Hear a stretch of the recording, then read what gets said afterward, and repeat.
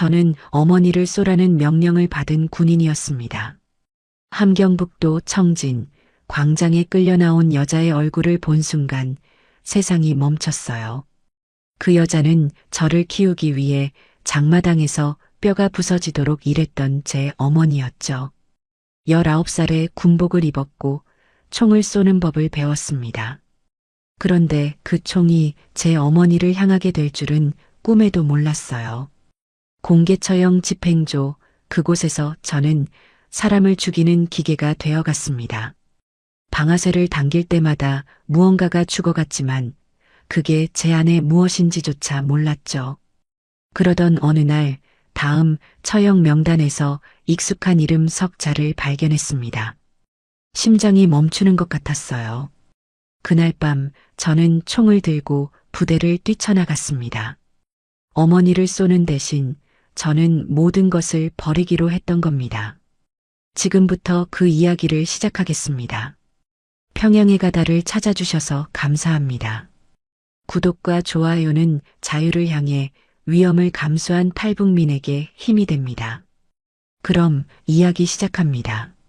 저는 함경북도 청진에서 태어났습니다. 1990년대 후반 이 나라가 가장 깊은 어둠 속에 빠져 있던 시절이었어요. 고난의 행군이라는 이름이 붙기 전부터 우리 동네 사람들은 이미 굶고 있었죠. 배급이 끊긴 지는 한참 되었고 거리에는 하루가 멀다 하고 쓰러져 있는 사람들이 늘어갔습니다. 10살짜리 아이의 눈에도 그 풍경은 너무나 또렷하게 새겨졌어요. 어머니는 청진 장마당에서 국수를 팔았습니다. 아침 해가 뜨기도 전에 일어나 옥수수 가루를 반죽하고 낡은 국수틀에 넣어 가느다란 면을 뽑아내던 어머니의 손을 저는 지금도 기억하고 있어요. 그 손은 늘 갈라져 있었고 겨울이면 피가 배어 나왔습니다. 그래도 어머니는 한 번도 아프다는 말을 하지 않았죠. 저를 깨워 장마당에 데려갈 때면 항상 이렇게 말했던 겁니다. 준혁아, 오늘도 엄마 도와줄 수 있지. 그 말이 명령이 아니라 부탁이었다는 걸 저는 한참 뒤에야 알게 되었어요. 장마당은 삶과 죽음이 교차하는 곳이었습니다. 누군가는 마지막 남은 이불을 팔고 있었고 누군가는 어디서 구했는지 모를 중국산 과자를 내놓았어요. 보이부 사람들이 수시로 돌아다녔고 단속이 시작되면 모두가 짐을 싸들고 도망쳤죠. 어머니도 몇 번이나 좌판을 뒤엎어진 채 저를 끌고 골목으로 뛰어들었습니다. 심장이 터질 것 같았지만 어머니의 손은 제 손을 절대 놓지 않았어요. 우리 집은 청진 외곽의 작은 단칸방이었습니다. 벽에는 김일성 주석과 김정일 장군의 초상화가 걸려 있었고 그 아래에서 어머니와 저는 한 이불을 덮고 잤죠. 겨울에는 방바닥이 얼어붙어서 새벽이면 이가 딱딱 부딪힐 정도였습니다. 어머니는 자신의 몸으로 저를 감싸고 체온을 나누어 주었어요. 그 온기가 세상에서 가장 따뜻한 것이었다는 걸 저는 그때는 당연하게만 여겼던 겁니다. 아버지에 대한 기억은 거의 없었습니다. 어머니는 아버지 이야기를 꺼내지 않았고 저도 묻지 않았어요. 나중에야 아버지가 고난의 행군 초기에 굶어 돌아가셨다는 것을 알게 되었죠. 공장 배급이 완전히 끊기고 풀뿌리와 나무 껍질로 연명하다가 어느 겨울날 일어나지 못했다고 했습니다. 어머니는 그날 이후 혼자서 모든 것을 짊어졌어요. 아버지의 빈자리를 채우려는 듯 어머니는 새벽부터 밤까지 쉬지 않았던 겁니다. 장마당에서 하루를 보내고 돌아오면 어머니는 저에게 옥수수 떡 하나를 꼭 남겨두었습니다.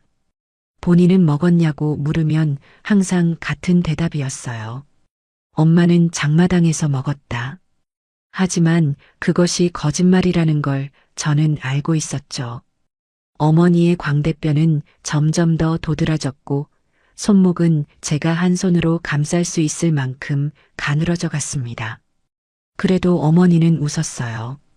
저를 볼 때면 늘 웃었던 겁니다. 밤이면 어머니는 제 머리를 쓰다듬으며 이야기를 들려주곤 했습니다.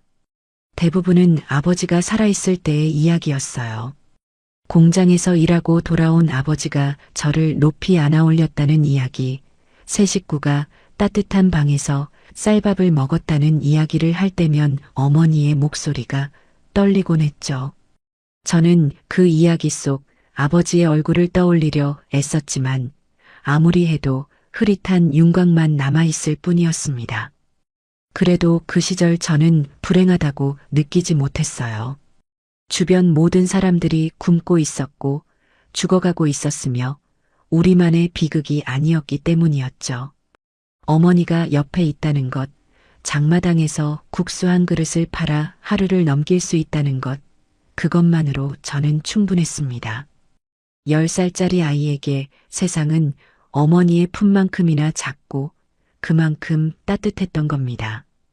청진의 봄은 그렇게 가난했지만 어머니 곁에서 보낸 그 시간들은 제 인생에서 가장 평화로웠던 날들이었어요.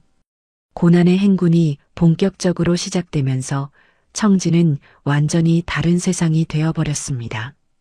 거리에서 사람이 쓰러지는 것은 이제 뉴스도 아니었어요. 아침에 일어나 집 앞 골목을 나서면 밤사이 누군가가 주저앉은 채 그대로 숨을 거둔 모습을 보는 일이 반복되었죠. 처음에는 무서웠습니다. 그러나 시간이 지나면서 그것은 마치 풍경의 일부처럼 느껴지기 시작했어요. 어린 마음에도 이것이 정상이 아니라는 것은 알고 있었지만 정상이 무엇인지를 이미 잊어버린 뒤였던 겁니다. 아버지가 돌아가신 것은 제가 7살 때였습니다. 어머니는 그 사실을 저에게 바로 알려주지 않았어요. 아버지가 먼 곳에 일하러 갔다고 곧 돌아온다고 했죠. 저는 매일 밤 아버지가 돌아올 문을 바라보며 잠이 들었습니다. 한 달이 지나고 2달이 지나고 계절이 바뀌어도 아버지는 오지 않았어요. 어느 날 밤 어머니가 초상화 앞에서 소리 없이 울고 있는 것을 보았습니다. 그때 저는 물어보지 않아도 알게 되었죠. 아버지는 이제 돌아오지 않는다는 것을 말입니다. 어머니는 그 이후로 2사람 몫을 살았습니다. 아니, 어쩌면 3사람 몫이었을지도 모르겠어요. 새벽 3시에 일어나 국수 반죽을 준비하고 장마당에서 하루 종일 팔고 밤이 되면 다음 날 팔 물건을 구하러 또 나갔죠. 잠을 자는 시간이 하루에 서너 시간이 될까 말까였습니다. 어머니의 몸은 눈에 보이게 마르고 약해져 갔지만 그 눈빛만은 절대 흔들리지 않았어요. 어느 겨울밤이었습니다. 장마당에서 돌아온 어머니가 평소와 다르게 한참을 문 앞에 서 있었어요. 저는 이불 속에서 어머니를 지켜보고 있었죠. 어머니는 천천히 방으로 들어와 제 옆에 누웠습니다. 그리고 저를 꼭 안으며 말했어요. 준혁아, 너는 꼭 살아야 한다. 무슨 일이 있어도 살아남아야 한다.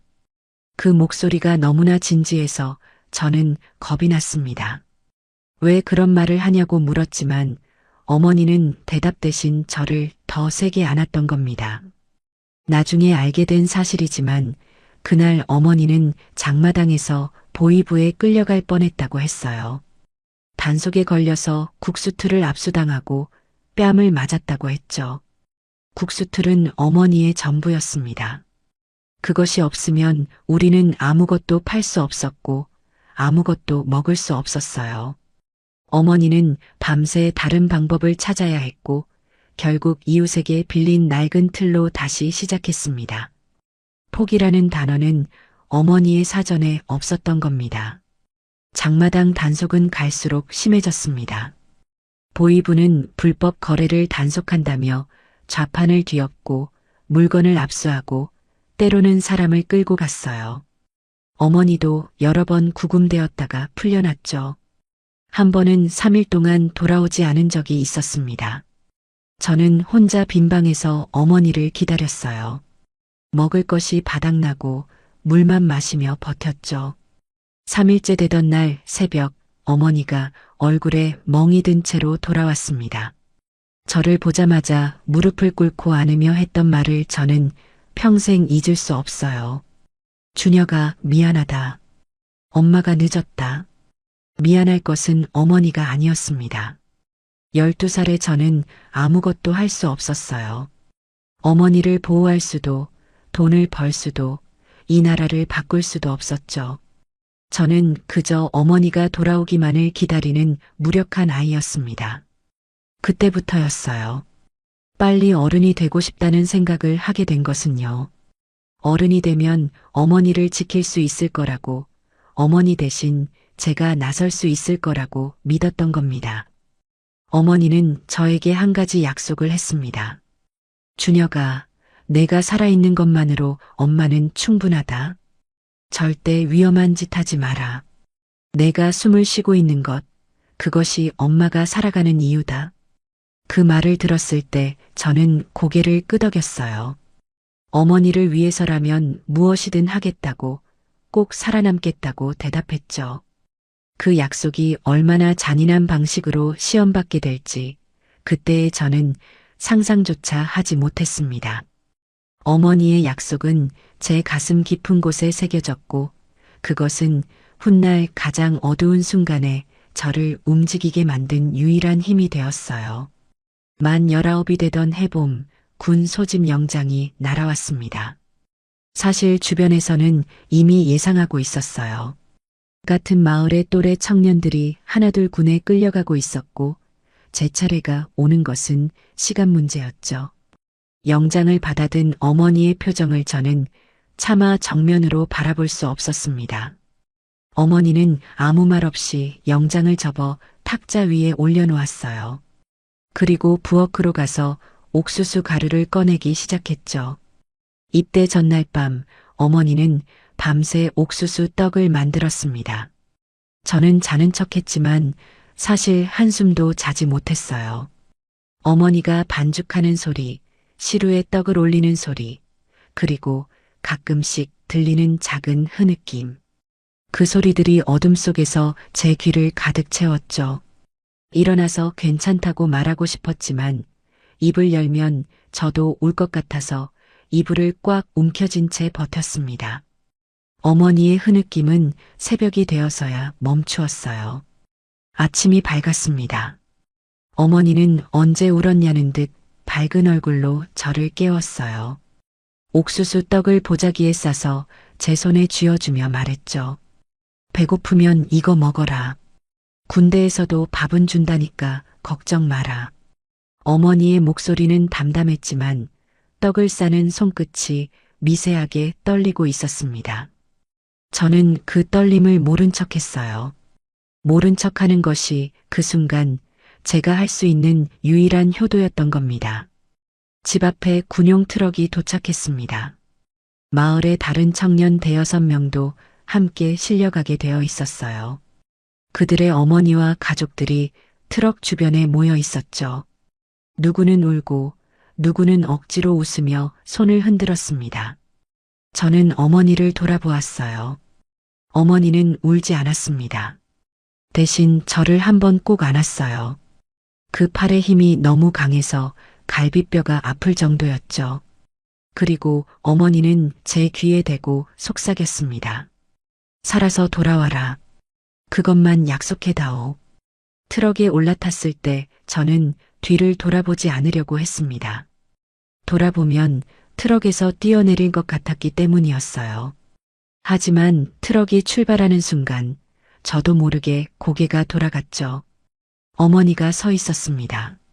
흙먼지 속에서 작아져가는 어머니의 모습이 보였어요. 어머니는 손을 흔들지 않았습니다. 그저 두 손을 가슴 앞에 모으고 서 있었죠.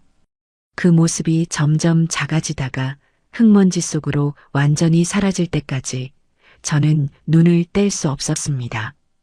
그것이 어머니를 마지막으로 편안하게 본 순간이었다는 것을 그때는 알지 못했어요. 트럭은 청진을 벗어나 산길을 달렸습니다. 함께 탄 청년들 중 몇몇은 벌써 울고 있었어요. 옆에 앉은 친구가 저에게 말했죠. 너는 안 무섭냐? 저는 대답하지 않았습니다. 무섭다는 말을 입 밖으로 꺼내면 정말로 무서워질 것 같았기 때문이었어요. 대신 어머니가 싸준 옥수수 떡 보자기를 꽉 안고 있었죠. 그 떡에서는 어머니의 손 냄새가 났습니다. 옥수수 가루와 땀과 연기가 섞인 세상에서 가장 익숙한 냄새였어요. 군부대에 도착한 것은 해가 질 무렵이었습니다. 높은 담장과 철조망 너머로 회색빛 건물들이 보였고 군복을 입은 사람들이 기계처럼 움직이고 있었어요. 트럭에서 내리자마자 고참 군인이 소리를 질렀죠. 줄 서라. 입 다물어라. 앞으로 너희는 수령님의 전사다. 그 순간부터 저의 이름은 사라지고 군번만이 남았습니다. 준혁이라는 이름을 부르는 사람은 이제 세상에 어머니 한 명뿐이었어요. 첫날 밤 딱딱한 군용 침상에 누워 천장을 바라보았습니다. 옆 침상에서는 누군가 소리를 죽여 울고 있었어요. 저는 울지 않았죠. 대신 어머니가 싸준 옥수수 떡을 하나 꺼내 조용히 베어 물었습니다. 차갑게 굳은 떡이었지만 입안에서 퍼지는 그 맛은 어머니의 새벽 부엌 그 자체였어요. 눈물이 나오려는 것을 떡을 씹는 것으로 간신히 참았죠. 살아서 돌아가겠다고, 반드시 어머니 곁으로 돌아가겠다고 그 차가운 침상 위에서 저는 수없이 되뇌었습니다. 그것이 이곳에서 버틸 수 있는 유일한 이유가 될 것이라는 걸 그때 이미 알고 있었던 겁니다. 군 생활은 첫날부터 지옥이었습니다. 새벽 5시에 기상 나팔이 울리면 30초 안에 군복을 입고 밖으로 뛰어나가야 했어요. 30초가 넘으면 구타가 시작되었죠. 주먹이 날아오는 것은 그나마 나은 편이었습니다. 어떤 상관은 총에 개머리판으로 때렸고 어떤 상관은 군화발로 얼굴을 찍었어요. 이유 같은 것은 필요 없었죠. 늦었다는 것, 대답이 작았다는 것, 눈빛이 마음에 들지 않았다는 것, 무엇이든 이유가 되었습니다. 훈련은 사람을 부수는 과정이었어요. 아침부터 저녁까지 뛰고, 기고, 쏘고, 또 뛰었습니다. 함경도의 산악 지형을 완전 군장으로 오르내리는 행군은 매일 반복되었죠. 군장의 무게는 제 체중의 절반이 넘었고 어깨끈이 살을 파고들어 피가 났습니다. 그래도 멈출 수 없었어요. 멈추면 맞았고 쓰러지면 더 맞았기 때문이었죠. 가장 견디기 어려웠던 것은 굶주림이었습니다. 군에서 주는 밥은 옥수수와 강냉이죽이 전부였어요. 양도 형편없었죠. 밥그릇 절반도 채우지 못하는 양으로 하루 3끼를 때워야 했습니다. 훈련량에 비하면 아무것도 아닌 양이었어요. 동기들은 하나둘 쓰러지기 시작했죠. 훈련 중 의식을 잃는 것은 예사였고 영양실조로 일어나지 못하는 사람도 있었습니다. 한 달 만에 같은 소대 30명 중 5명이 후송되었어요. 그중 2명은 다시 돌아오지 못했죠. 밤이면 저는 어머니를 떠올렸습니다. 어머니가 싸준 옥수수 떡은 입대 사흘 만에 다 먹어버렸어요. 아끼고 아꼈지만 굶주림 앞에서 의질한 종잇장 같은 것이었죠. 떡이 사라진 후에도 저는 빈 보자기를 코에 대고 냄새를 맡았습니다. 어머니의 흔적이 조금이라도 남아있을까 해서였어요. 그 냄새가 완전히 사라진 날, 저는 처음으로 군용 침상에서 울었습니다. 소리를 죽이고 이불을 깨물며 울었죠. 그래도 살아야 했습니다. 어머니와의 약속이 있었으니까요. 이념 교육은 매일 2시간씩 진행되었습니다. 수령님의 위대함, 제국주의의 악랄함, 남조선 괴뢰의 만행. 같은 내용이 매일 반복되었어요. 교관은 우리에게 말했죠. 너희는 수령님의 총알이다. 수령님이 쏘라 하면 쏘고 죽으라 하면 죽는 것이 전사의 본분이다. 처음에는 그 말이 공허하게 들렸습니다. 하지만 매일 같은 말을 듣고 같은 구호를 외치고 같은 노래를 부르다 보면 어느 순간 그것이 자신의 생각인 것처럼 느껴지기 시작하는 거예요. 세뇌라는 것은 그런 방식으로 사람의 안에 스며드는 것이었죠.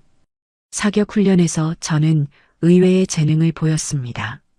총을 처음 잡아본 날 손이 떨려서 방아쇠를 당기지 못했어요. 하지만 며칠이 지나자 관역의 중심을 맞추기 시작했죠.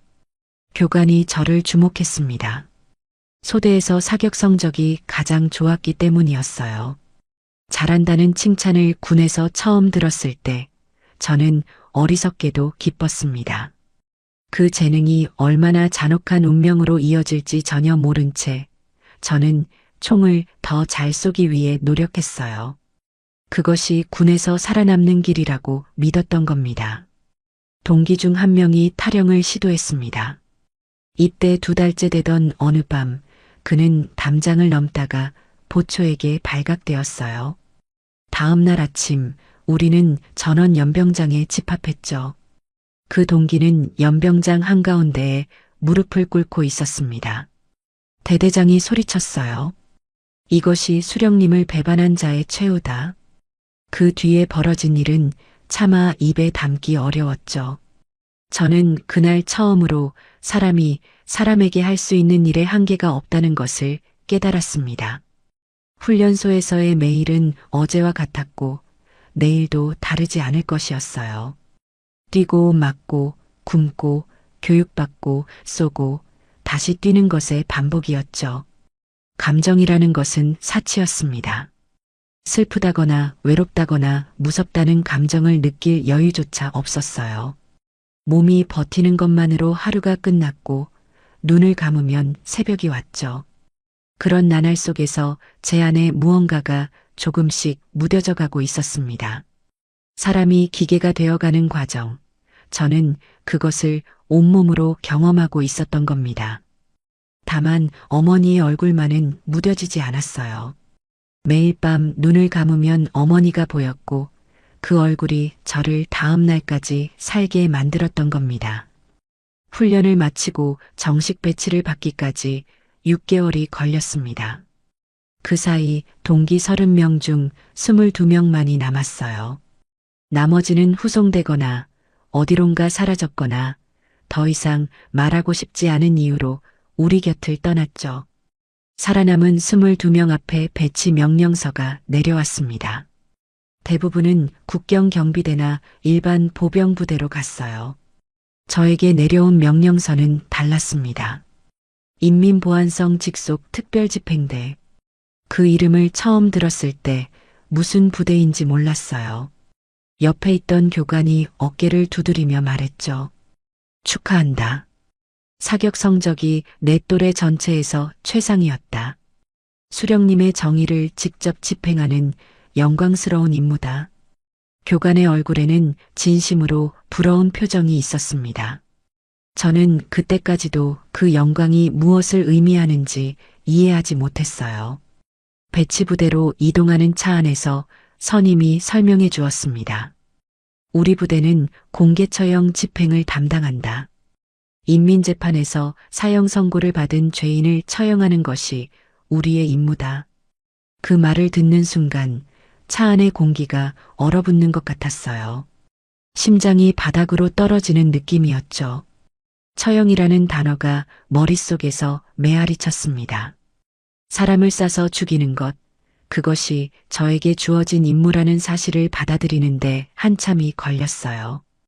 부대에 도착하니 이미 여러 명의 집행 요원들이 있었습니다. 그들의 눈빛은 하나같이 비어 있었어요. 웃음도 분노도 슬픔도 없는 텅 빈 눈이었죠. 인사를 해도 고개만 까딱할 뿐 말이 없었습니다. 가장 오래된 선임은 30이 채 되지 않아 보였는데 마치 50대처럼 늙어 보였어요.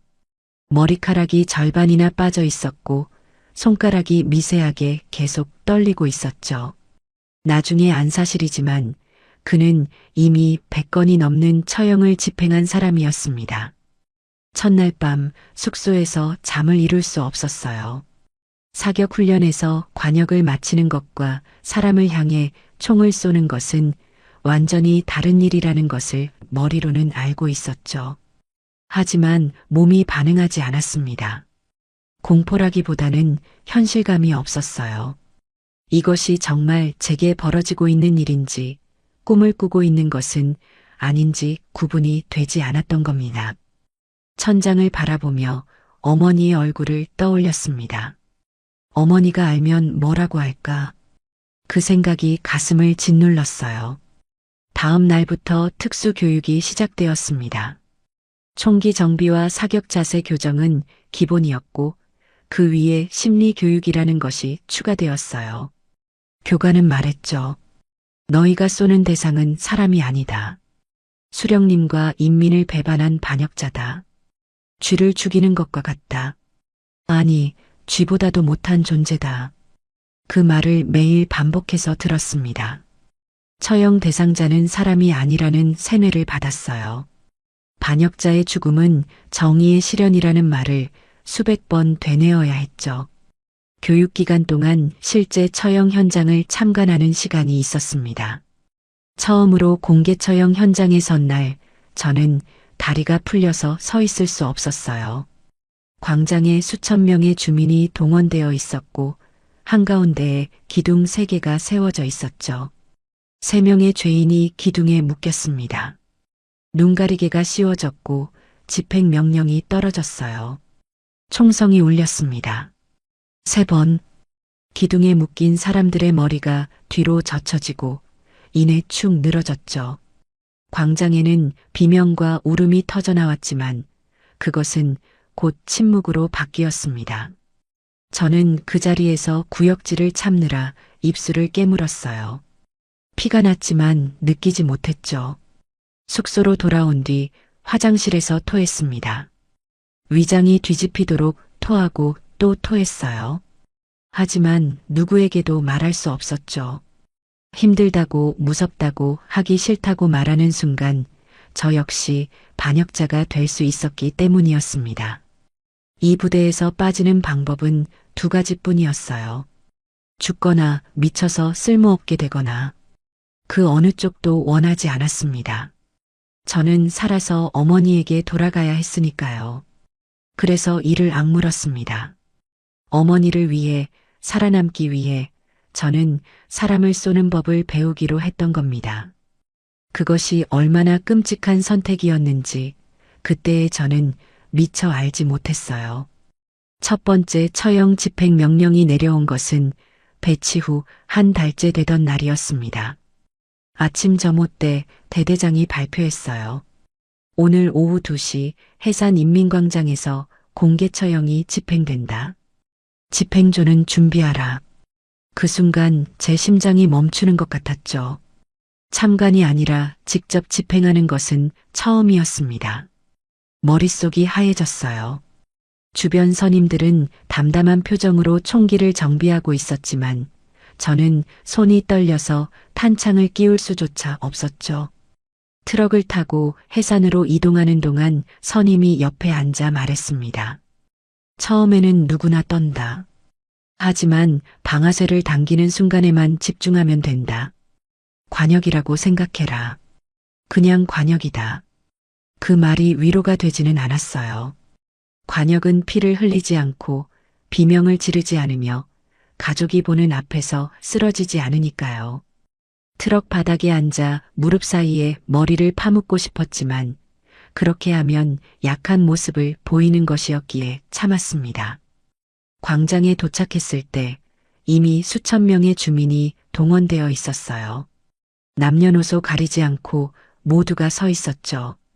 아이를 아는 여자도 지팡이를 짚은 노인도 있었습니다. 그들의 표정은 하나같이 공포에 질려 있었어요. 하지만 아무도 돌아갈 수 없었죠. 공개 처형 참가는 의무였고 불참은 곧 반역의 증거로 간주되었기 때문이었습니다. 광장 한가운데에 나무 기둥 하나가 세워져 있었습니다. 잠시 후 호송 차량에서 한 남자가 끌려 나왔어요. 40대 중반으로 보이는 마른 남자였죠. 죄목은 방국가 선동 및 불법 월경 미수였습니다. 인민재판관이 죄목을 읽는 동안 그 남자는 고개를 숙인 채 서 있었어요. 두 다리가 후들거리고 있었지만 울지는 않았습니다.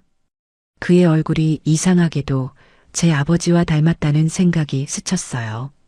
나이도 체격도 광대뼈가 도드라진 마른 얼굴도 어딘가 비슷했죠. 남자가 기둥에 묶였습니다. 눈가리개가 씌워졌어요. 집행 명령이 내려질 때까지의 시간은 아마 2, 3분이었을 겁니다. 하지만 그 시간이 2, 3시간처럼 느껴졌죠. 저는 소총을 들어 올렸습니다. 교육받은 대로 견착 자세를 잡았어요. 조준경 너머로 남자의 가슴이 보였습니다.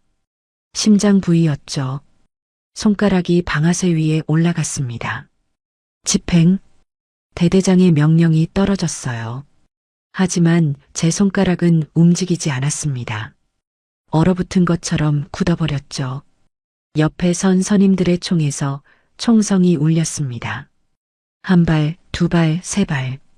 기둥에 묶인 남자의 몸이 뒤로 젖혀지며 축 늘어졌어요. 저는 그 순간에야 겨우 방아쇠를 당겼습니다. 너무 늦었죠. 제 총알이 어디로 갔는지도 모르겠었어요.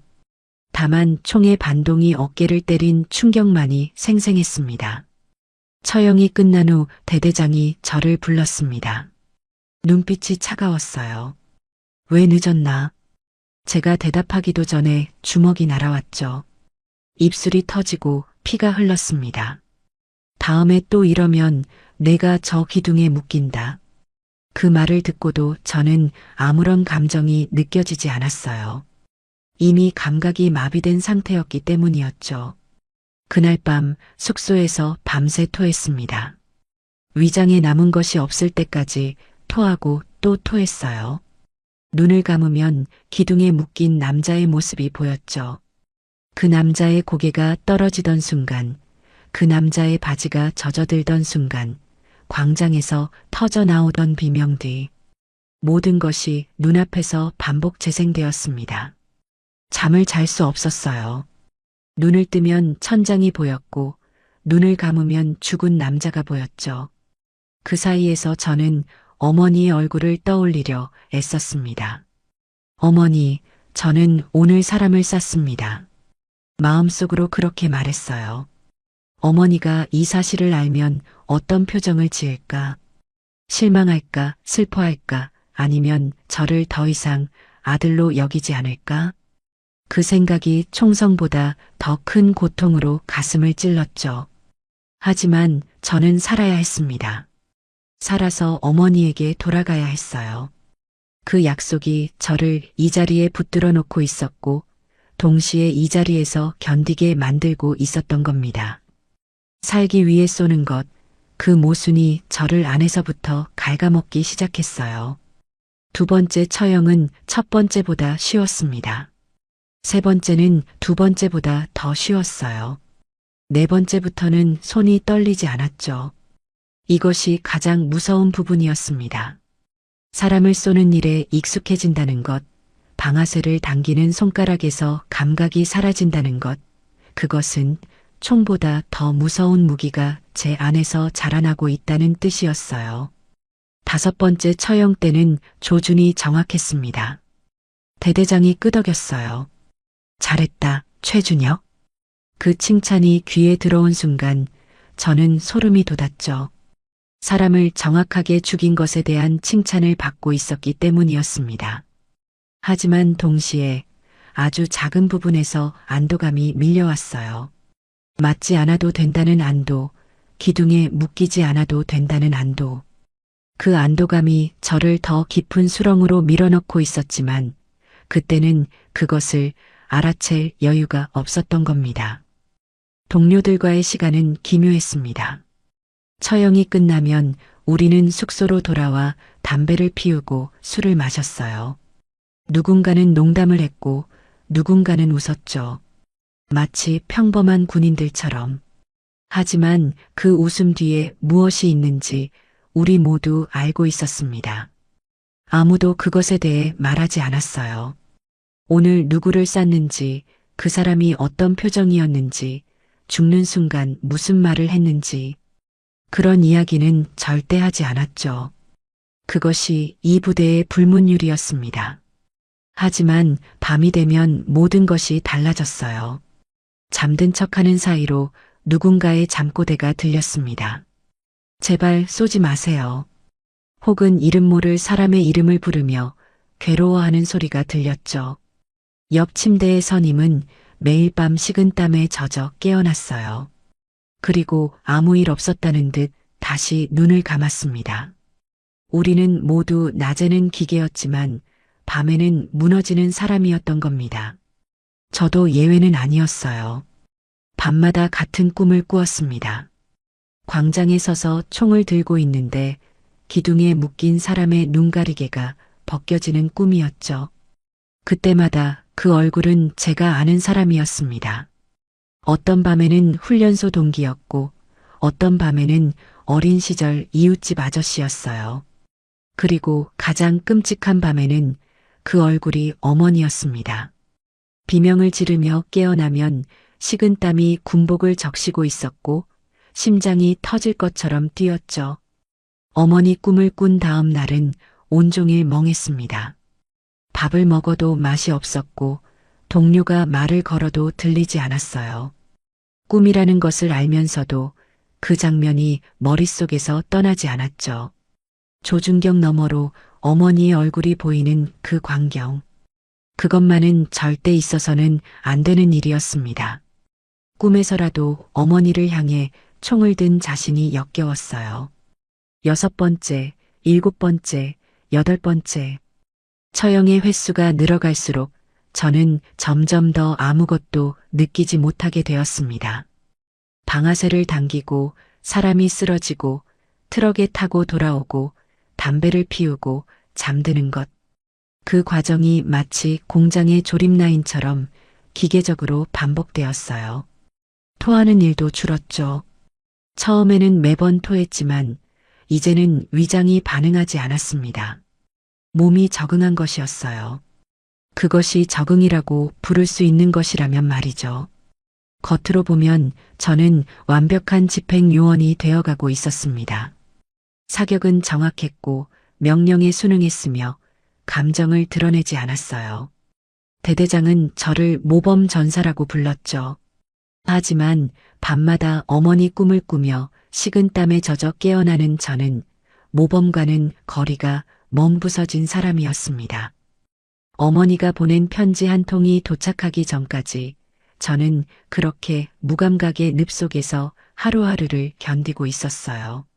사람이 아닌 것이 되어가고 있다는 자각마저 무뎌져 가던 시절이었던 겁니다.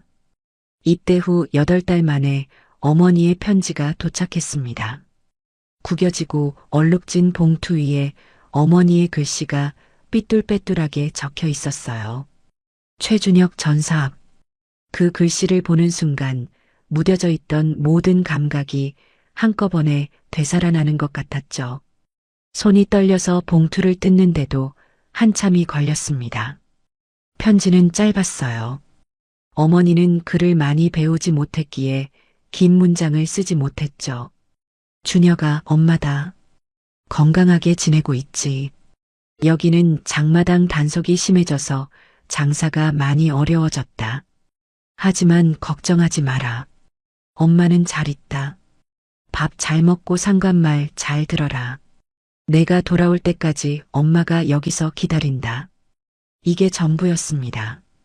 글씨 사이사이 얼룩이 져 있었는데 그것이 물인지 눈물인지 알 수 없었어요. 편지를 읽고 또 읽었습니다. 20번은 넘게 읽었을 거예요. 짧은 문장 속에 어머니의 모든 것이 담겨 있었죠. 장사가 어렵다는 말 한마디 뒤에 숨겨진 굶주림과 단속의 공포, 걱정하지 말라는 말 뒤에 감춘 불안과 외로움. 어머니는 늘 그랬습니다. 자신의 고통은 숨기고 저의 걱정만 했어요. 10살 때 장마당에서도 입대하던 날 아침에도 그리고 이 편지에서도 어머니는 변하지 않았던 겁니다. 답장을 써야 했습니다. 종이를 펴놓고 펜을 들었어요. 하지만 첫 글자를 쓰는 것이 이토록 어려운 일인 줄 몰랐죠. 어머니에게 무엇을 쓸 수 있을까? 저는 여기서 잘 지내고 있습니다. 라고 쓰려 했지만 펜이 움직이지 않았습니다. 잘 지내고 있다는 것이 무슨 뜻이었을까요? 사람을 싸서 죽이는 일을 하면서 잘 지내고 있다고 말할 수 있는 것이었을까? 어머니가 그 사실을 알면 어떤 얼굴을 할까? 그 생각에 펜을 내려놓았어요. 한참을 고민한 끝에 저는 거짓말을 적었습니다. 어머니, 저 잘 있습니다. 밥도 잘 나오고 동료들도 좋습니다. 훈련이 조금 힘들지만 견딜만 해요. 건강히 지내세요. 꼭 돌아가겠습니다. 이게 제가 쓸 수 있는 전부였어요. 진실은 단 한 글자도 쓸 수 없었죠. 제가 공개처형 집행조에 배치되어 사람을 쏘고 있다는 것, 밤마다 악몽에 시달리고 있다는 것, 점점 사람이 아닌 것이 되어가고 있다는 것, 그 어느 것도 어머니에게 전할 수 없었습니다. 편지를 붙이고 나서도 마음이 편하지 않았어요. 거짓말을 하고 있다는 죄책감이 밀려왔죠. 어머니는 저를 믿고 기다리고 있었습니다. 아들이 군에서 열심히 복무하고 있다고, 곧 건강하게 돌아올 것이라고 믿고 있었어요. 그 믿음 위에 서 있는 거짓말이 저를 짓누르기 시작했습니다. 하지만 진실을 말하는 것은 어머니에게 더 큰 고통을 주는 일이었기에 저는 거짓말을 선택할 수밖에 없었던 겁니다. 어머니의 편지는 제 군복 안주머니에 항상 넣어두었습니다. 처형이 있는 날이면 그 편지를 만졌어요. 종이의 질감이 손끝에 닿을 때마다 어머니의 존재를 느낄 수 있었죠. 광장에 서서 총을 들 때, 방아쇠에 손가락을 올릴 때, 그 편지가 가슴 위에서 저를 지탱해 주었습니다. 이상하게도 편지를 품고 있으면 조금은 덜 무서웠어요. 어머니가 곁에 있는 것 같았기 때문이었죠. 밤에 잠이 오지 않으면 촛불 아래에서 어머니의 편지를 꺼내 읽었습니다. 수십 번을 읽어 이미 외우고 있었지만 글씨를 눈으로 따라가는 것만으로도 위안이 되었어요. 내가 돌아올 때까지 엄마가 여기서 기다린다. 그 한 문장이 저를 다음 날까지 살게 만들었죠. 편지의 가장자리가 달아해지기 시작했고 접은 자국이 깊어져 갔지만 저는 절대 그 편지를 버리지 않았습니다. 그것은 이 지옥 속에서 제가 사람임을 증명하는 유일한 증거였어요. 어머니와 연결된 마지막 끈이었던 겁니다. 장마당 단속이 심해졌다는 어머니의 말이 계속 마음에 걸렸습니다. 어머니가 또 끌려가지는 않았을까, 맞지는 않았을까, 굶고 있지는 않을까? 하지만 제가 할 수 있는 것은 아무것도 없었어요. 군에서 빠져나갈 수도, 어머니에게 도움을 보낼 수도 없었죠. 그 무력감이 처형의 공포보다 더 큰 고통이었습니다. 총을 쏘는 것은 명령에 따르면 되었지만 어머니를 지키지 못하는 것에는 아무런 명령도 방법도 없었던 겁니다. 다만 살아서 돌아가는 것, 그것만이 제가 어머니를 위해 할 수 있는 유일한 일이라고 스스로를 달래며 또 하루를 버텼어요. 그날도 평범한 아침이었습니다. 아침 점호를 마치고 총기를 정비하고 있었어요. 대대장이 집행조를 소집했죠. 다음 주 수요일 청진 인민광장에서 공개 처형이 집행된다. 대상자 명단을 확인하라. 청진이라는 이름에 가슴이 쿵했지만 전에도 청진에서 집행한 적이 있었기에 크게 신경 쓰지 않으려 했습니다. 대대장이 명단 서류를 집행조원들에게 돌렸습니다. 저는 서류를 받아들고 관례적으로 이름을 훑었어요. 대상자 3명의 이름과 나이, 주소, 죄목이 적혀 있었죠. 첫 번째 이름을 지나가고 두 번째 이름을 읽는 순간이었습니다. 최옥순, 48세, 함경북도 청진시, 죄목 장마당 불법 거래 및 반국가 선동. 시간이 멈췄습니다. 글자가 눈앞에서 흔들렸어요. 최옥순. 읽고 또 읽었습니다. 글자 하나하나를 손가락으로 짚어가며 읽었죠. 함경북도 청진시. 장마당 불법 거래. 48세. 모든 것이 맞았습니다. 세상에 같은 이름을 가진 사람이 있을 수도 있었어요. 하지만 청진, 장마당, 그 나이. 모든 것이 가리키는 사람은 하나였죠. 제 어머니였습니다. 서류를 쥔 손에서 힘이 빠졌어요. 종이가 바닥으로 떨어졌죠. 주변의 소리가 사라졌습니다. 동료들의 대화도, 바깥의 바람 소리도 아무것도 들리지 않았어요. 심장이 너무 빠르게 뛰어서 가슴이 찢어지는 것 같았죠. 아니, 심장이 멈춘 것인지 미친 듯이 뛰는 것인지조차 구분이 되지 않았습니다. 다리에 힘이 풀려 의자에 주저앉았어요. 옆에 있던 선임이 물었습니다. 왜 그러냐, 얼굴이 하얗다. 저는 대답할 수 없었어요. 입을 열면 비명이 나올 것 같았기 때문이었죠. 아무것도 아니라고 겨우 한마디를 내뱉고 서류를 주워들었습니다. 손이 통제할 수 없을 정도로 떨리고 있었어요. 선임이 의아한 눈으로 바라보았지만 더 이상 묻지는 않았죠. 어떻게 숙소까지 돌아갔는지 기억이 없었습니다. 정신을 차렸을 때 저는 침대에 앉아 있었어요. 가슴 안주머니에서 어머니의 편지를 꺼냈죠. 내가 돌아올 때까지 엄마가 여기서 기다린다. 그 문장을 읽는 순간 눈물이 쏟아졌습니다. 소리 없이, 멈출 수 없이, 끝없이 쏟아졌어요. 어머니가 장마당 단속이 심해졌다고 했던 그 편지.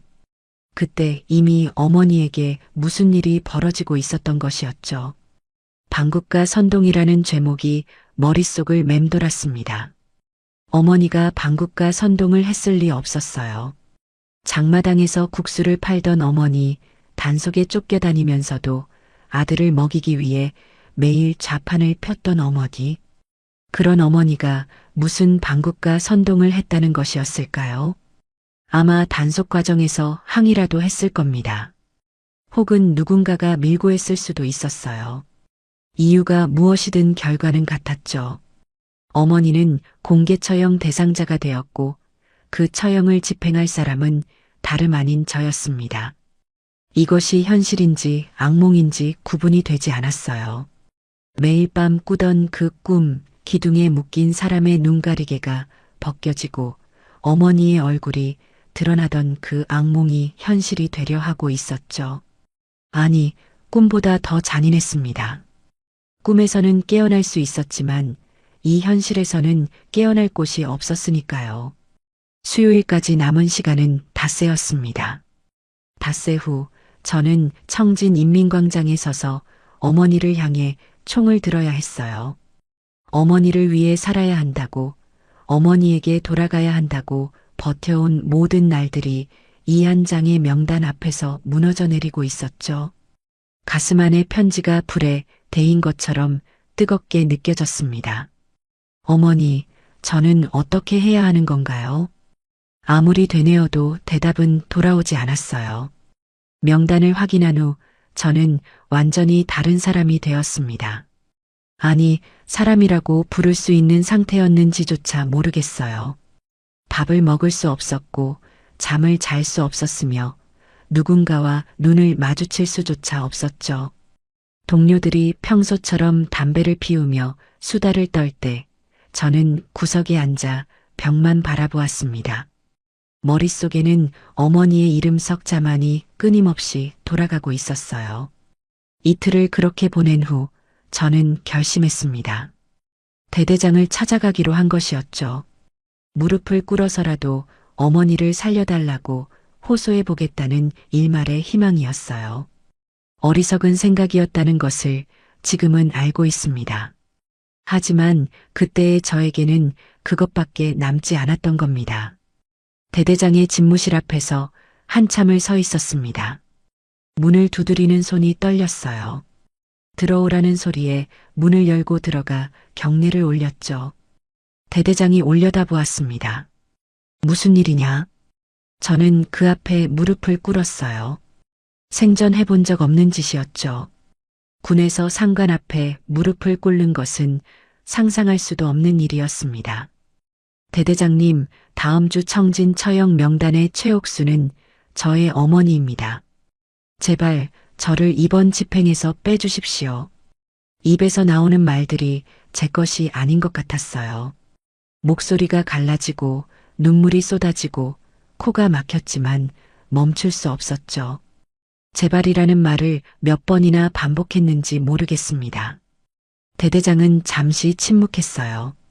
그리고 책상 뒤에서 천천히 일어났습니다. 저는 그 순간 한 줌의 희망을 품었어요. 혹시 사정을 봐주는 것이 아닐까 하는 어리석은 기대였죠. 하지만 돌아온 것은 주먹이었습니다. 턱을 강타당해 옆으로 쓰러졌어요. 입안에 피가 고였죠. 대대장이 제 군복깃을 잡아 일으켰습니다. 그의 얼굴이 코앞에 있었어요. 눈빛은 얼음처럼 차가웠죠. 최준혁, 잘 들어라. 가족이면 더 확실하게 쌓아야 충성이다. 수령님 앞에서 혈연은 아무 의미가 없다. 내 어머니는 반역자다. 반역자를 처형하는 것은 영광이다. 이해했나? 그 말 한마디 한마디가 대모처럼 가슴에 박혔습니다. 저는 아무 말도 할 수 없었어요. 이해했습니다. 라고 대답해야 했지만 입이 열리지 않았죠. 대대장이 다시 주먹을 날렸습니다. 눈두덩이가 터지고 피가 흘렀어요. 이해했냐고 물었습니다. 이해했습니다. 겨우 그 한마디를 내뱉었죠. 대대장은 저를 밀쳐내며 말했습니다. 다시 이런 소리 하러 오면 내가 그 기둥에 묶인다. 나가라. 복도로 나왔을 때 다리가 풀려 벽에 기대야 했습니다. 얼굴에서 피가 흘러 군복깃을 적시고 있었어요. 하지만 물리적 고통은 느껴지지 않았죠. 그것보다 훨씬 더 큰 고통이 가슴을 짓누르고 있었기 때문이었습니다. 희망이 완전히 사라진 것이었어요. 누구에게 호소해도 무릎을 꿇어도 아무것도 바뀌지 않는다는 현실이 벽처럼 앞을 가로막았죠. 숙소로 돌아와 침대에 쓰러졌습니다. 천장을 바라보며 생각했어요. 수요일이 오면 저는 광장에 서야 했습니다. 총을 들어야 했고 조준해야 했으며 방아쇠를 당겨야 했죠. 그 총구 끝에 어머니가 있었어요. 장마당에서 국수를 팔며 저를 키운 어머니, 겨울밤에 체온을 나누어 주던 어머니, 살아있는 것만으로 충분하다고 했던 어머니가요. 다른 선택지를 떠올려 보았습니다. 거부하면 어떻게 되는가? 대답은 분명했어요. 저 역시 반역자가 되어 기둥에 묶이는 것이었죠. 그러면 어머니도 죽고 저도 죽는 것이었습니다. 순종하면 어떻게 되는가? 어머니는 죽고 저는 살아남는 것이었어요. 하지만 어머니를 쏜 손으로 어떻게 살아갈 수 있을까요? 그것은 살아있는 것이지 사는 것이 아니었죠. 그날 밤 저는 생애 가장 긴 밤을 보냈습니다. 어머니의 편지를 가슴에 올려놓고 천장을 바라보았어요. 내가 살아있는 것만으로 엄마는 충분하다. 어머니의 약속이 귓가에 맴돌았죠. 어머니는 제가 살기를 원했습니다. 무슨 일이 있어도 살아남으라고 했어요. 하지만 어머니를 쏘고 살아남는 것을 어머니가 원했을까요? 그 질문에는 그 누구도 대답할 수 없었습니다. 저조차도요. 무너진 세계의 잔해 속에서 저는 그렇게 뜬 눈으로 밤을 지새웠어요. 처형 전날이 되었습니다. 내일이면 모든 것이 끝나는 것이었어요.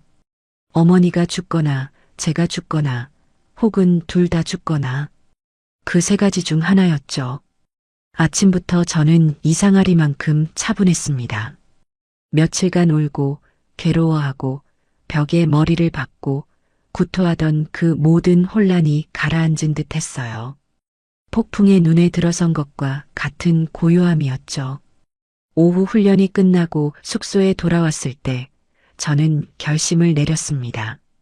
어머니를 쏠 수 없었어요. 그것만은 확실했습니다. 방아쇠를 당기느니 차라리 제가 죽는 것이 나았죠. 하지만 저도 죽으면 어머니를 구할 사람이 아무도 없었습니다. 거부도 순종도 죽음도 답이 아니었어요. 남은 선택지는 단 하나였죠. 도주, 탈영이었습니다. 군에서 탈영은 곧 사형이었어요. 잡히면 즉결 처분이었죠. 하지만 이미 내일이면 어머니를 싸야 하는 상황에서 탈영의 공포는 아무것도 아니었습니다. 문제는 어머니를 어떻게 구출하느냐였어요.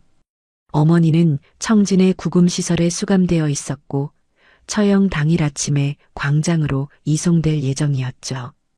이송 경로를 알아야 했고 타이밍이 맞아야 했습니다. 다행히 처형 집행조로 근무하면서 이송 절차에 대해 알고 있었어요. 대상자들은 처형 당일 새벽 4시에 구금시설에서 호성차로 이동하여 5시에 광장에 도착하는 것이 통상적인 절차였죠. 호송 인원은 보통 4명이었고 이른 새벽이라 경비가 상대적으로 느슨한 시간대였습니다. 새벽 4시에서 5시 사이 이송 중간에 어머니를 빼내는 것이 유일한 기회였어요. 계획이라고 부르기에도 민망한 것이었습니다. 성공 가능성은 극히 낮았고 실패하면 즉사였죠. 하지만 아무 계획 없이 내일 아침을 맞이하는 것보다는 나았어요. 적어도 시도라도 해보는 것, 그것이 어머니의 아들로서 제가 할 수 있는 마지막 일이었습니다. 밤이 되자 숙소의 불이 꺼졌어요. 동료들이 하나둘 잠에 빠져드는 소리가 들렸습니다. 코 고는 소리, 뒤척이는 소리, 잠꼬대. 평소와 다를 것 없는 밤이었죠. 저만 빼고 말이에요. 저는 눈을 감고 누워 있었지만 온 신경이 곤두서 있었습니다. 심장이 미친 듯이 뛰었지만 호흡만은 일정하게 유지하려 애썼어요. 자정이 넘었을 때 저는 조용히 일어났습니다. 군복을 입고 군화를 신고 소총을 챙겼어요. 소총을 가져간 것은 호신을 위해서였지 누군가를 쏘기 위해서가 아니었습니다. 하지만 필요하다면 쏠 각오도 되어 있었죠. 어머니를 구하기 위해서라면요. 숙소 문을 열기 전 마지막으로 침대를 돌아보았습니다. 이 자리로 다시 돌아오는 일은 없을 것이었어요. 잡히면 죽는 것이었고 도망치면 영원히 쫓기는 것이었죠. 어느 쪽이든 이 군번은 오늘 밤으로 끝나는 것이었습니다. 문을 열고 밖으로 나갔어요. 밤 공기가 얼굴을 때렸습니다. 함경도의 겨울밤은 영하 20도를 밑도는 혹한이었죠. 숨을 쉬면 코털이 얼어붙었고 내뱉는 숨은 하얗게 피어올랐어요. 보초의 위치는 이미 파악하고 있었습니다. 부대 뒤편 담장의 사각지대, 보초 교대 시간에 공백 3분. 그 틈을 노려야 했죠. 담장 아래에 웅크리고 보초가 지나가기를 기다렸습니다. 심장이 목구멍까지 올라온 것 같았어요. 발자국 소리가 가까워지고 멀어지고 다시 가까워졌죠. 교대 시간이 되어 보초가 자리를 비운 순간 저는 담장을 넘었습니다. 착지하는 순간 발목에 통증이 왔지만 무시했어요. 달렸습니다. 어둠 속으로 산길을 향해 청진을 향해 달렸죠. 뒤를 돌아보지 않았습니다. 돌아볼 수 없었어요. 뒤에는 군번과 의무와 충성이 남아 있었지만 앞에는 어머니가 있었죠. 선택은 이미 끝났습니다. 저는 수령님의 전사의 길을 그만두었어요. 그 대신 최옥순의 아들로 돌아가기로 한 것이었습니다. 얼어붙은 산길을 달리면서 저는 생전 처음으로 자유라는 것을 느꼈어요. 공포와 뒤섞인 피만 나는 자유였지만 그것은 분명 자유였습니다. 어머니를 향해 달리는 이 밤이 저의 마지막 밤이 되더라도 후회는 없었어요. 산길은 암흑이었습니다. 달빛조차 구름에 가려진 밤 발밑에 무엇이 있는지 보이지 않았어요. 나뭇가지에 얼굴이 긁히고 돌부리에 걸려 넘어지기를 수없이 반복했죠. 그래도 멈출 수 없었습니다. 새벽 4시 전에 구금시설 근처에 도착해야 했기 때문이었어요. 시간은 저의 편이 아니었죠. 부대에서 청진 구금시설까지의 거리는 직선으로 약 30km였습니다. 산길로 우회하면 40km가 넘었어요. 정상적인 속도로는 도저히 시간 안에 도착할 수 없었죠. 저는 뛰었습니다. 온 힘을 다해 뛰었어요. 군화가 발 뒤꿈치를 깎아내는 것이 느껴졌지만 통증은 무시했습니다. 어머니의 시간이 저를 끌어당기고 있었어요. 2시간쯤 달렸을 때 체력의 한계가 왔습니다. 다리가 말을 듣지 않았어요. 허벅지 근육이 경련을 일으키며 쥐가 났죠. 나무에 기대어 잠시 숨을 고르는 사이 뒤쪽 멀리서 개 짖는 소리가 들렸습니다. 추격이 시작된 것인지 단순한 마을개의 울음인지 알 수 없었어요. 하지만 그 소리가 다시 뛰게 만들었죠. 공포가 다리에 힘을 불어넣었습니다. 새벽 3시가 넘어 산을 내려왔을 때 멀리서 청진의 불빛이 보였어요. 어린 시절 뛰놀던 거리, 어머니와 함께 걸었던 장마당 골목, 그 모든 것이 저 불빛 아래에 있었습니다. 가슴이 조여왔죠. 돌아오고 싶었던 곳이지만 이런 방식으로 돌아오게 될 줄은 몰랐어요. 구금시설은 청진 외곽의 콘크리트 건물이었습니다. 높은 담장과 철조망이 둘러져 있었고 정문에 보초 2명이 서 있었어요. 저는 언덕 위 나무 뒤에 숨어 시설을 관찰했죠. 새벽 3시 반 시설 내부에 불이 켜지기 시작했습니다. 이송 준비가 시작되고 있었어요. 시간이 얼마 남지 않았죠. 정문을 통과하는 것은 불가능했습니다. 보초를 제압할 수도 없었어요. 소총이 있었지만 총성을 내는 순간 모든 것이 끝나는 것이었죠. 유일한 방법은 이송 도중에 접근하는 것이었습니다.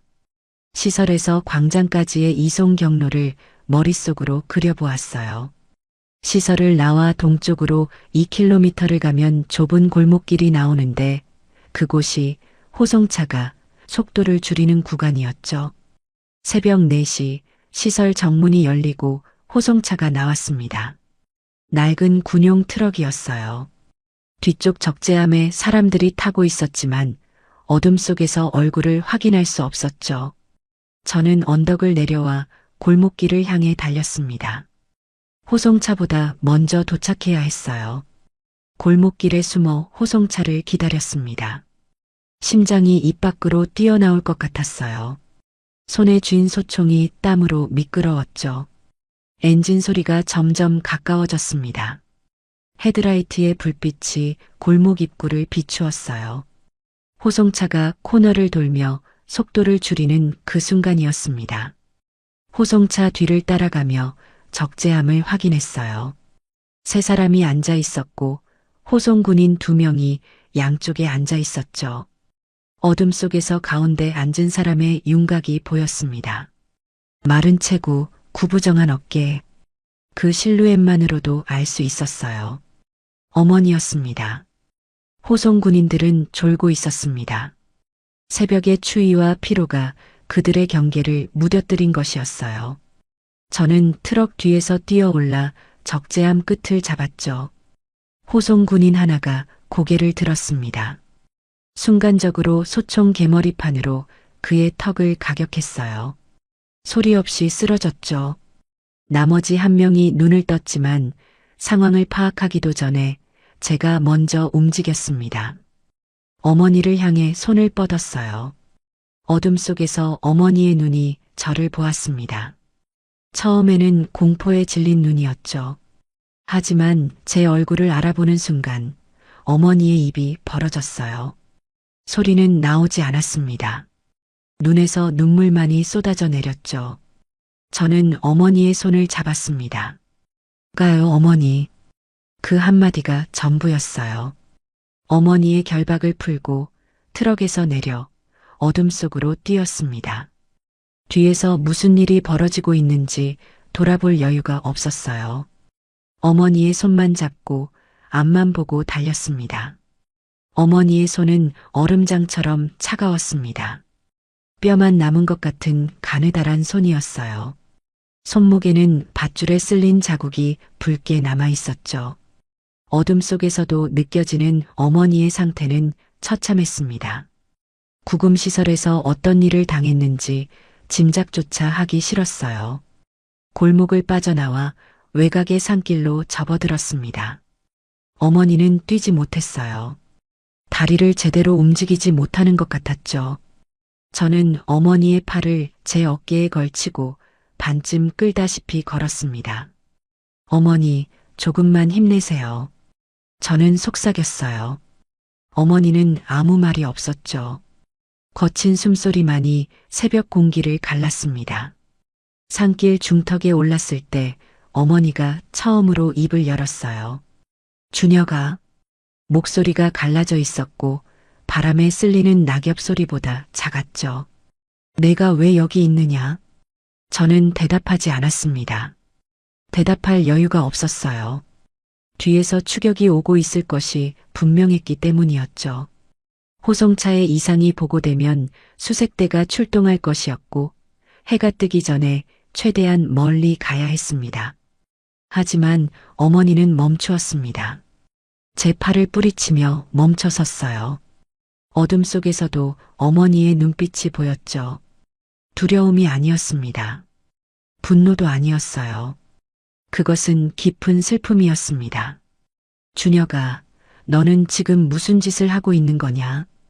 어머니의 목소리가 떨렸어요. 타령이잖아. 잡히면 죽는 거다. 저는 알고 있었습니다. 하지만 알고 있다는 것과 멈출 수 있다는 것은 전혀 다른 문제였죠. 어머니, 지금 그런 이야기 할 때가 아닙니다. 가야 해요. 저는 다시 어머니의 팔을 잡았습니다. 하지만 어머니는 움직이지 않았어요. 마른 몸으로 나무에 기대선 채 고개를 저었죠. 나는 괜찮다. 나는 이미 각오했다. 너라도 살아야 한다. 돌아가라, 준혁아. 지금 돌아가면 타령 시간이 짧으니까 살 수 있다. 그 말을 듣는 순간 저는 울음을 터뜨릴 뻔했습니다. 어머니는 죽음을 앞두고도 저를 걱정하고 있었어요. 자신의 처형보다 아들의 타령이 더 두려운 사람이었죠. 어린 시절부터 늘 그랬습니다. 본인이 굶으면서 저에게 떡을 쥐어 주었고 본인이 맞으면서 저에게는 상처 하나 없게 했어요. 죽음 앞에서조차 어머니는 변하지 않았던 겁니다. 어머니, 저는 돌아가지 않습니다. 어머니를 두고 돌아갈 수 없어요. 제 목소리도 떨리고 있었습니다. 어머니가 저를 바라보았어요. 어둠 속에서 어머니의 눈에 눈물이 반짝이는 것이 보였죠. 한참을 그렇게 서로를 바라보았습니다. 새벽바람이 우리 사이를 지나갔어요. 어머니의 입술이 움직였습니다. 바보 같은 놈. 그 한마디에 세상의 모든 사랑이 담겨 있었어요. 어머니의 상태는 생각보다 심각했습니다. 구금 기간 동안 제대로 먹지 못한 것이 분명했어요. 뺨이 움푹 들어가 있었고 팔다리는 가지처럼 앙상했죠. 왼쪽 다리를 심하게 절었는데 구금시설에서 맞은 것인지 나중에 물어보니 고개만 저을 뿐이었습니다. 어머니는 자신에게 무슨 일이 있었는지 끝내 말하지 않았어요. 산을 내려가 농로를 따라 걸었습니다. 방향은 북쪽이었어요. 두만강을 건너 중국으로 넘어가는 것이 유일한 살길이었죠. 청진에서 두만강까지는 약 100km였습니다. 걸어서 이틀은 걸리는 거리였어요. 하지만 어머니의 상태로는 그보다 훨씬 오래 걸릴 것이 분명했죠. 낮에는 숨고 밤에만 이동했습니다. 산속 동굴이나 폐가에서 낮 시간을 보냈어요. 먹을 것이 없었죠. 수색대를 피해 마을에 접근하는 것은 자살행위였습니다. 저는 산에서 나무 껍질을 벗기고 얼지 않은 개울에서 물을 떠다 어머니에게 먹였어요. 어머니는 거의 먹지 못했습니다. 한 모금 물을 마시는 것조차 힘겨워하는 모습이 가슴을 찢었죠. 둘째 날 밤 어머니가 걷다가 쓰러졌습니다. 힘이 완전히 빠진 것이었어요. 저는 어머니를 안아 일으키려 했지만 어머니는 고개를 저었죠. 준혁아, 나를 두고 가라. 내가 살아야 한다. 또 그 말이었습니다. 저는 대답 대신 어머니를 업었어요.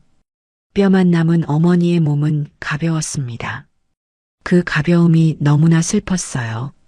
장마당에서 무거운 국수솥을 나르던 어머니, 저를 양팔로 번쩍 안아 올리던 어머니가 이토록 가벼워진 것이었죠. 어머니를 업고 걸었습니다. 한 걸음 한 걸음이 천근의 무게였지만 멈출 수 없었어요. 어머니의 숨결이 제 목덜미에 닿았습니다. 차갑고 얕은 숨이었죠. 그 숨이 계속되는 한 저는 걸을 수 있었습니다. 어머니가 살아있다는 증거가 등 위에서 느껴지는 한 다리가 부러져도 걸었을 거예요. 셋째 날 새벽 멀리서 강물 소리가 들렸습니다. 두만강이었어요. 거의 다 온 것이었죠. 어머니를 업은 채 언덕을 올랐습니다. 언덕 위에서 내려다본 두만강은 얼어붙어 있었어요. 하얀 얼음 위로 달빛이 은빛으로 번지고 있었죠. 강 건너편 불빛 하나 없는 어둠 속에 중국 땅이 있었습니다. 자유가 있었어요. 혹은 적어도 죽음이 아닌 무언가가 있었죠. 두만강 앞에 섰을 때 어머니가 제 등에서 내려달라고 했습니다. 저는 어머니를 조심스럽게 내려놓았어요. 어머니는 비틀거리며 강을 바라보았죠. 얼어붙은 강 위로 새벽 안개가 피어오르고 있었습니다. 강 너비는 이 지점에서 약 150m 정도였어요. 걸어서 건널 수 있는 거리였지만 얼음의 두께를 확신할 수 없었죠. 어머니가 제 손을 잡았습니다. 찬 손이었지만 그 안에 아직 힘이 남아 있었어요. 준혁아, 이것만은 알아두어라. 어머니가 말했죠. 엄마가 널 낳은 것이 이 세상에서 가장 잘한 일이다. 내가 무슨 일을 했든 군에서 무엇을 겪었든 넌 엄마의 아들이다. 그것은 아무것도 바꿀 수 없다. 저는 울음을 참을 수 없었습니다. 어머니 앞에서 울지 않으려 했지만 눈물이 멈추지 않았어요. 어머니는 마른 손으로 제 얼굴에 눈물을 닦아주었죠. 어린 시절 울 때마다 해주던 그 동작 그대로였습니다. 구금시설에서 맞고 굶고 며칠째 걷고 죽음 직전까지 몰린 어머니가 아들의 눈물을 닦아주고 있었어요. 그 손길이 세상에서 가장 잔인하면서 동시에 가장 따뜻한 것이었죠. 어머니, 갈 수 있죠? 저는 물었습니다. 어머니는 잠시 강을 바라보더니 고개를 끄덕였어요. 하지만 그 끄덕임이 진심인지 체념인지 알 수 없었죠. 저는 다시 어머니를 업으려 했습니다. 어머니가 고개를 저었어요. 아니다. 내가 걸을 수 있다. 준혁아, 내 옆에서 걷겠다. 강 위에 첫 발을 디뎠습니다. 얼음이 삐걱거리는 소리가 새벽의 고요를 깨뜨렸어요. 심장이 얼어붙는 것 같았죠. 한 발, 두 발. 얼음은 버텨주었습니다. 어머니의 팔을 잡고 천천히, 아주 천천히 걸었어요. 발밑에서 얼음이 갈라지는 소리가 날 때마다 멈춰서서 다른 길을 찾았죠. 150m가 150km처럼 느껴졌습니다. 중간쯤 왔을 때 어머니가 무릎을 꿇었습니다. 다리에 힘이 완전히 빠진 것이었어요. 저는 어머니를 일으켜 세우려 했지만 어머니는 제 손을 밀쳐냈죠. 준혁아, 나를 두고 가라. 그 말이었습니다. 세 번째로 듣는 그 말이었어요. 안 됩니다, 어머니. 저는 단호하게 말했습니다. 어머니 없이는 한 발짝도 가지 않겠습니다. 여기서 어머니가 멈추면 저도 여기서 멈춥니다. 어머니가 저를 올려다보았어요. 그 눈에는 더 이상 거부의 힘이 남아있지 않았죠. 체념인지 감사인지 슬픔인지 모를 눈물 한 줄기가 어머니의 볼을 타고 흘렀습니다. 어머니를 업었습니다. 세 번째로 업는 것이었어요. 어머니는 저항하지 않았죠. 마른 팔이 제 목을 감쌌습니다.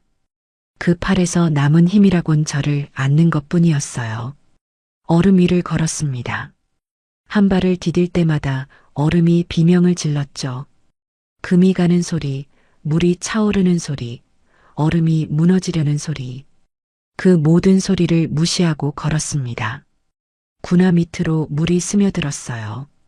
얼음이 얇아지고 있었던 겁니다. 발이 시려운 것을 넘어 감각이 사라졌죠.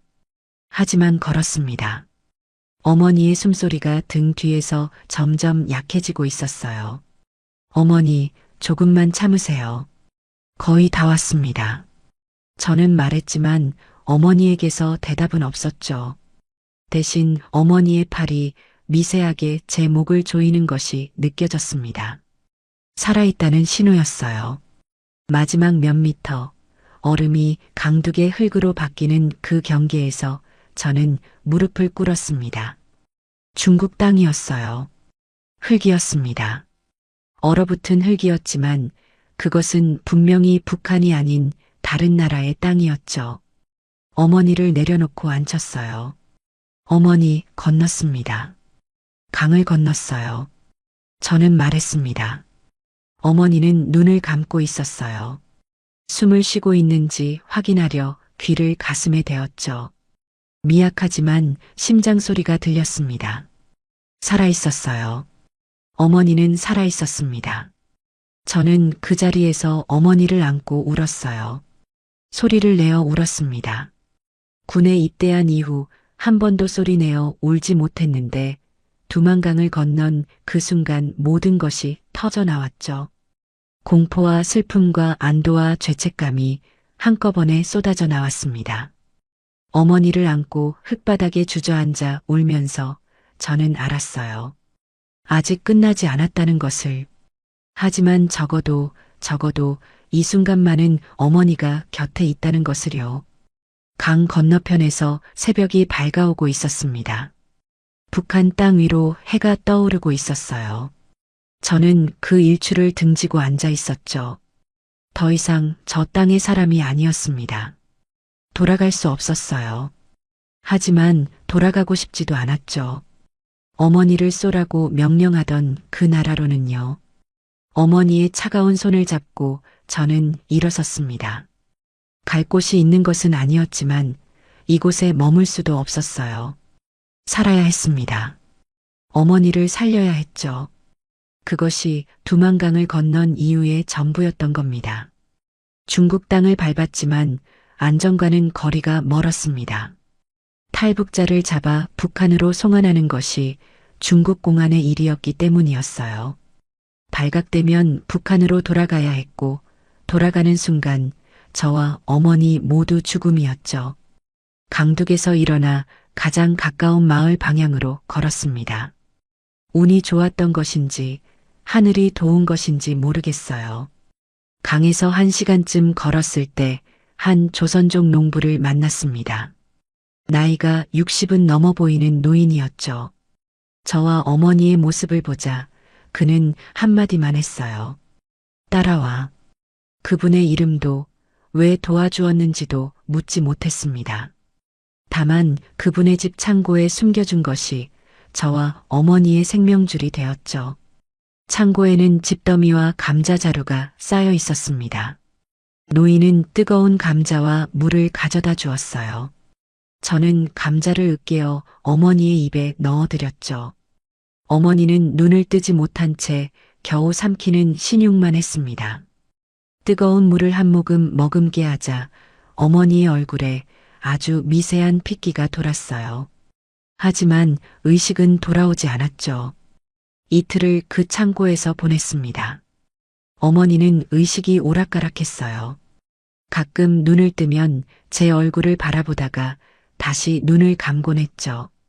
열이 올랐다 내렸다를 반복했습니다. 약이 필요했지만 공안의 눈을 피해 약국에 갈 수는 없었어요. 노인이 자기 집에 있던 해열제 몇 알을 가져다 주었지만 그것으로는 충분하지 않았죠.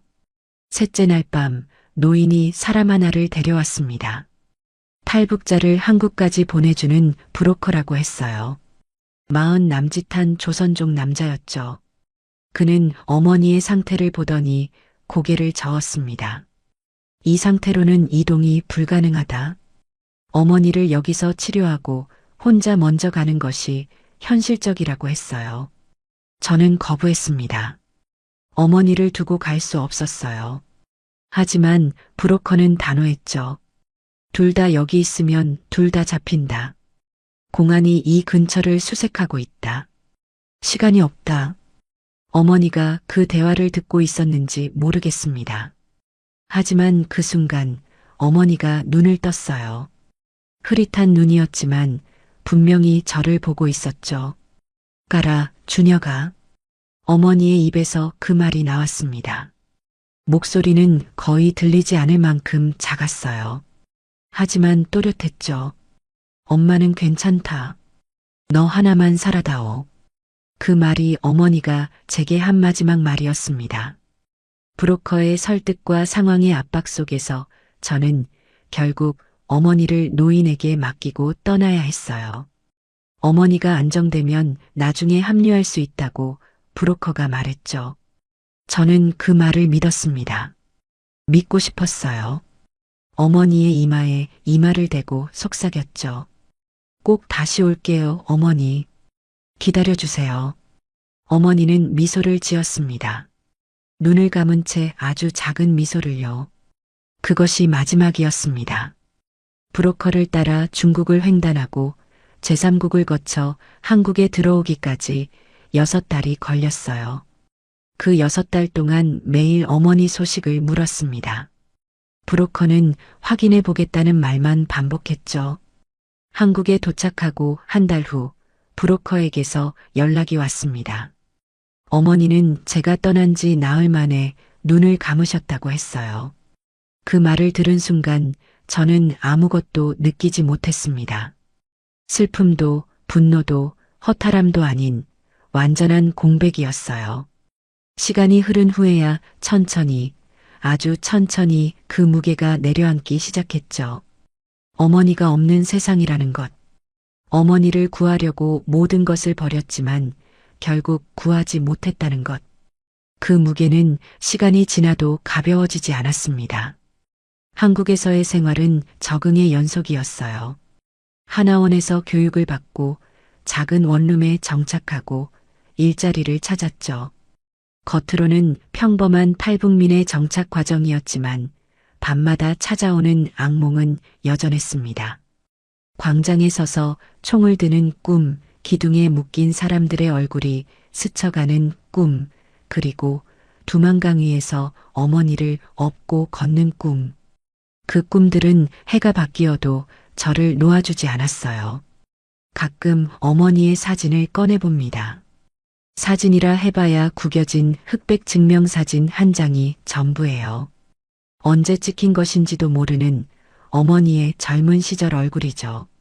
그 사진 속 어머니는 웃고 있지 않습니다. 하지만 저는 그 얼굴에서 장마당의 국수 냄새를, 겨울밤의 체온을, 살아있는 것만으로 충분하다던 그 목소리를 듣습니다. 어머니를 쏘라는 명령을 받았던 그 순간 저는 군인이기를 포기했어요. 수령의 전사이기를 포기했죠. 그 대신 아들이기를 선택했습니다. 그 선택이 어머니를 살리지는 못했어요. 하지만 적어도 어머니의 마지막 순간에 기둥 앞이 아닌 아들의 등 위에서 총성이 아닌 강물 소리를 들으며 눈을 감게 해드린 것. 그것만은 후회하지 않습니다. 살아남은 자의 무게는 무겁습니다. 매일 아침 눈을 뜰 때마다 어머니가 생각나요. 그리고 저는 다짐하죠. 오늘도 살아야 한다고. 어머니가 원했던 것처럼 살아있는 것만으로 충분한 하루를 보내야 한다고. 그것이 제가 어머니에게 할 수 있는 마지막 약속의 이행이기 때문입니다. 어머니, 저는 오늘도 살아있습니다. 그리고 그것만으로 충분하다고 믿으려 하고 있어요.